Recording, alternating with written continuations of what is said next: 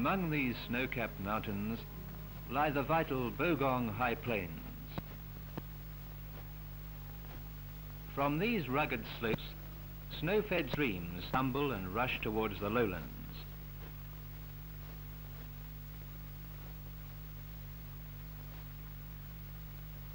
The high plains above are a vast sponge, holding and conserving the waters of melted snow.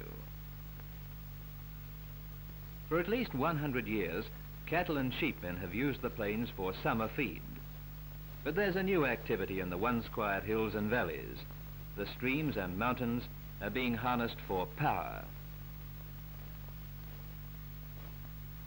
The high plains contribute to the state's prosperity. They serve both as a source of power and as a grazing area, but the plains are part of the catchment. If they are harmed, the catchment must suffer. As part of Victoria's hydroelectric power plan, a dam at Bogong conserves the waters of the fast-flowing in Lake Guy. From here the water flows to a power station already in operation. When the great power plan is completed, the capacity of Victoria's electrical system will be vastly increased.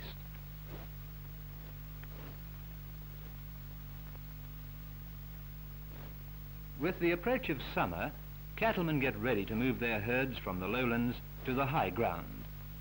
At one time the cattle went up in early spring, but now, by agreement, there's no movement until December. Although feed has been good, it could never have been called lush. The fact is that the vegetation is cover for the catchment. If it is damaged, the catchment will be in danger. Make no mistake, erosion has begun. Much damage is caused by fire and its aftermath. Some fires, of course, are natural, but others have been man-made, lit by those who think in short-term values. Burning off damages the trees. It scorches the earth. Fire is no friend of the cattlemen. It aims straight at their best interests. 10 years after the 1939 fires, snow gums, by their slow regeneration, warn of fire's aftermath. Test patches of burnt grass show little regeneration even after 2 years in a protected enclosure. At first glance, there seems to be plenty of cover on the high plains, but inspection shows telltale bare patches. Fire and water do only part of the damage. The wind scoops at the bare ground and carries away the soil. Heavier gravels remain and are piled up against the tussocks. Foraging cattle aggravate the trouble. Another enemy to watch is the case moth caterpillar. These pests eat through the leaf stalks of the grass tussocks. Where the case moth has been, the tussocks collapse and die. The soil is bared and erosion follows.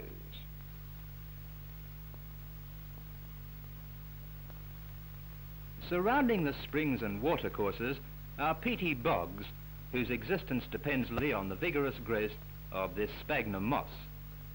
But fire and cattle, particularly the cattle, are doing tremendous damage to the moss beds. The cattle trample the moss and the water evaporates from the surface. When the moss beds are burnt or trampled, they either become smaller, are destroyed completely, or become so hard they will not soak up water.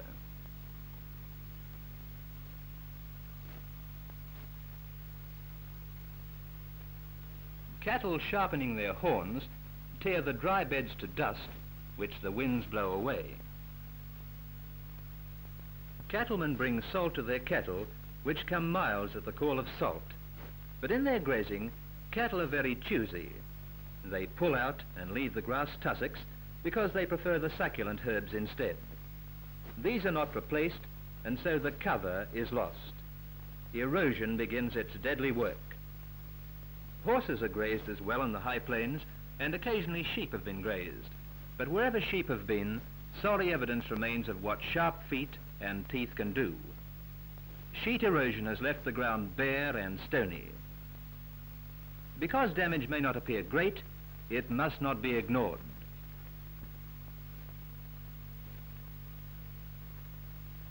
The Soil Conservation Authority has concentrated on the problem. Field days provide an opportunity for interested parties to meet. The Soil Conservation Authority, the State Electricity Commission, the Botany School of the Melbourne University, and the cattlemen get together and work out a basis for cooperation after viewing and discussing the damaged areas. Ecologists and botanists have joined with the authority in devising a battle plan against erosion.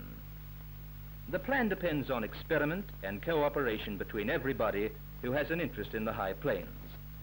It is a task which involves not merely cattlemen and engineers, but every thinking Victorian. Scientists make a close study of the vegetative growth of the plains. The Levy Point test is used to sample and estimate the worth of the vegetative cover. The tests reveal the percentage of bare ground in an area, also the percentage of cover supplied by different species of grass and herbs. To be thoroughly effective, there must be a vast collecting of records and patient, detailed study. The payoff is less runoff and the halting of erosion. One of the best experiments yet undertaken has been to fence off an area from the cattle. This has shown the recuperative power of the plains if only nature is given a fair chance.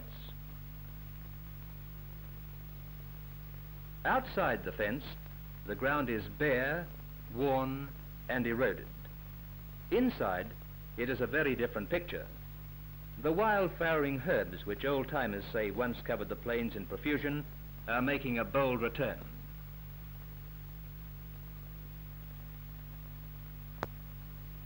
All this is binding the soil together. There is no erosion here, no danger, no damage. Plant life has been given its chance, and nature, best of all conservation, take advantage of its opportunity.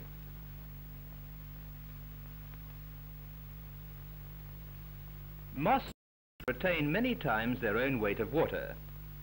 Protection has meant everything to the easily damaged moss beds. When cattle are kept off, the moss shows its natural power of water conservation.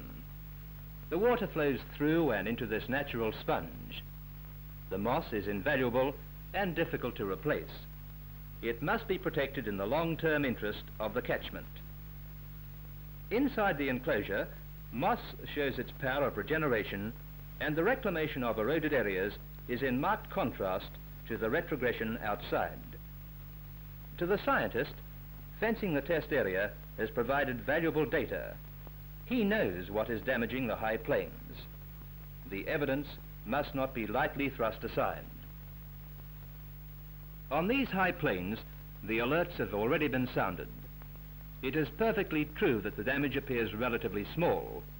Some may think hardly worth noticing. But with erosion, appearances are deceptive. It starts in a small way and then gathers momentum. Then it cannot be easily beaten. Erosion cannot be allowed to endanger the vast projects which are now taking shape in the catchment. It is vital that all who work on the hydroelectric undertaking should understand the importance of combating erosion and fire. The real danger is that unruffled minds may not heed the warnings. Yet those who know the signs best agree that cooperation is the complete answer. The Soil Conservation Authority, the State Electricity Commission, and the cattlemen all believe in the control of the High Plains. Scientists can show the way by examining not merely the condition of the catchment, but by suggesting plans for fighting its enemies. Since 1946, the steady improvement of the vegetative cover on the High Plains has resulted from the effective fire prevention, the control of grazing, and the exclusion of sheep by the Soil Conservation Authority in agreement with an advisory committee representing interested parties. Results indicate that over a longer period of time, the same degree of recovery as shown in the enclosed area may be achieved.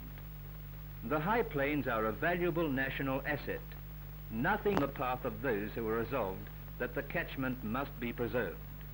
We owe that much to the future.